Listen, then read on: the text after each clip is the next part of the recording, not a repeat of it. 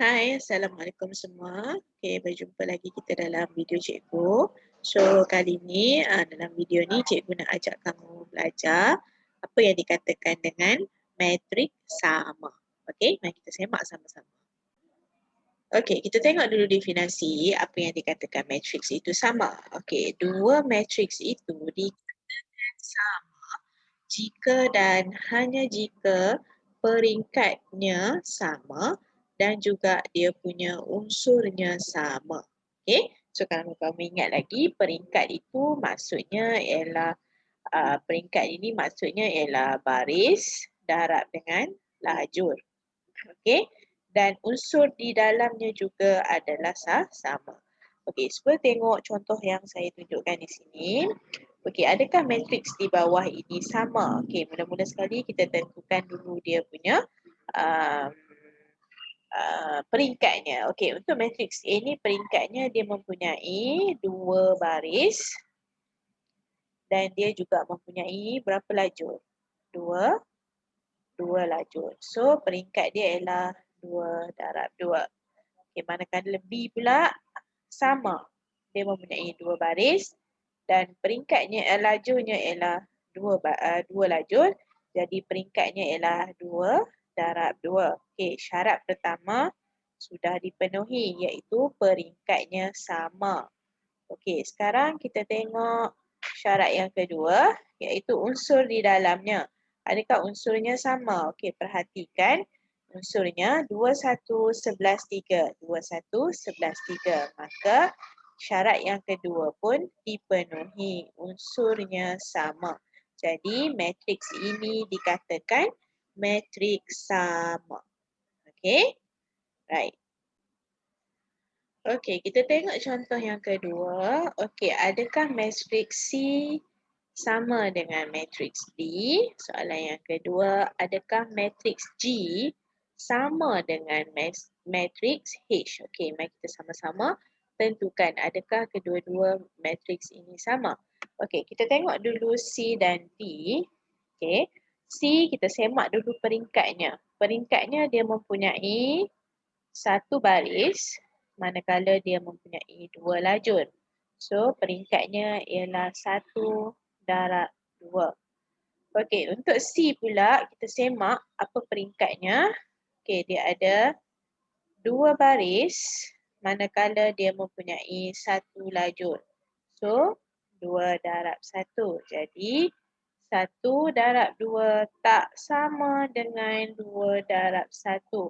Maka C tak sama dengan D. Okey, baik. So bila satu syarat sudah tidak dipenuhi, jadi kita tak perlu nak semak dia punya unsur. Okey, kita tengok peringkat bagi G dan juga H. Okey, G mempunyai 1, 2, 3 baris dan mempunyai 1, 2, 2 lajur. Okey, semak H 1, 2, 3 baris dan juga mempunyai 2 lajur. Jadi syarat pertama sudah dipenuhi iaitu peringkatnya sama. Okey, kita tengok syarat kedua iaitu unsur. Okey, unsurnya sama tak pada kedudukannya? Okey, kita tengok 0.5. Sini 1/2. 0.5, 1/2 dari segi fizikal kita nampak macam tak sama. Tapi sebenarnya nilainya adalah sama. 0.5 kalau kamu tukar pada pecahan dia akan dapat 1/2. 1/2 awak tukar pada perpuluhan dia akan dapat 0.5.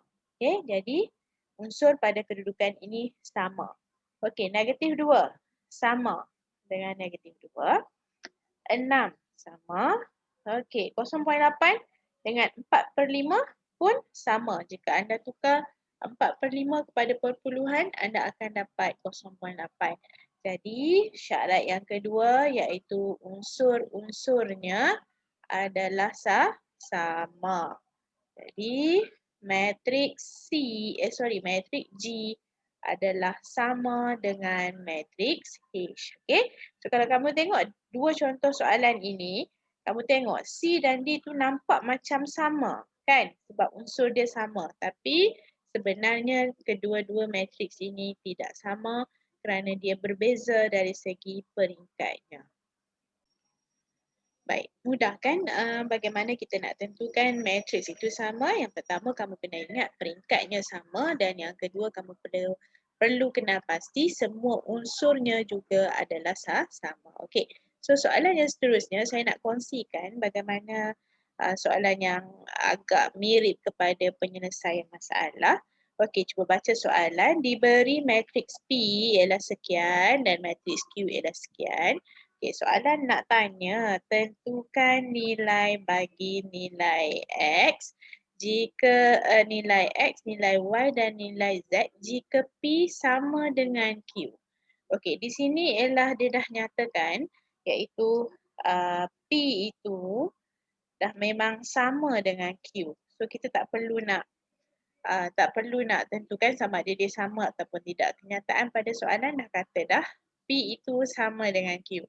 So tugasan kita ialah nak tentukan nilai X, nilai Y dan nilai Z. So apa yang kita buat ialah di sini kita buat perbandingan antara P dengan Q, perbandingan dari segi kedudukan unsur dia. Okey, kalau kamu tengok di sini, P unsur yang pertama, baris pertama, lajur pertama ialah X. Manakala Q ialah 5. So di sini kita boleh buat satu kesimpulan iaitu X sama dengan 5.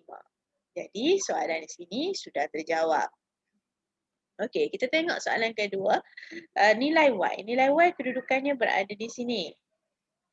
Manakala 7 adalah dia punya kedudukan yang serupa. Okey, apabila kita buat perbandingan kedudukannya, maka kita boleh nyatakan di sini 7 sama dengan Y tambah 1. So kita nakkan nilai Y macam biasa. 1 ni kita nak hilangkan dia, kita tolak 1. So tolak 1, belah sini pun kita tolak 1. Maka Y tolak 1.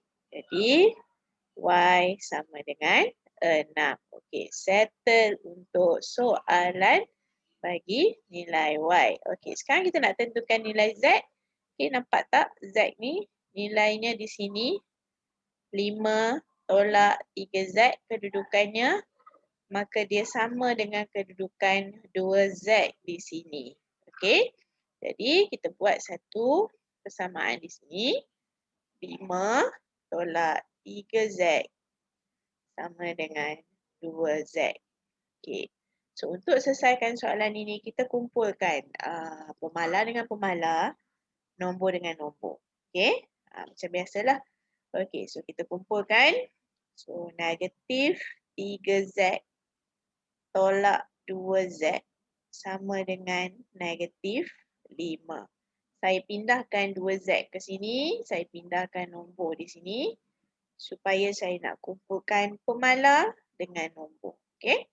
So negatif 3 tolak 2, kita akan dapat negatif 5Z bersamaan dengan negatif 5. So Z sahaja negatif 5 bahagi negatif 5. Okey. Kenapa cikgu bahagi?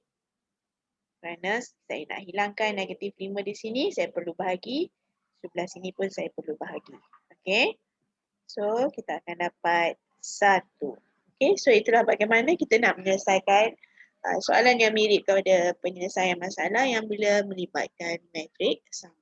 Okey, so cikgu harap kamu boleh cuba dan cuba fahamkan dan cuba latihan yang cikgu akan bagi. Okey, kita jumpa lagi. Assalamualaikum.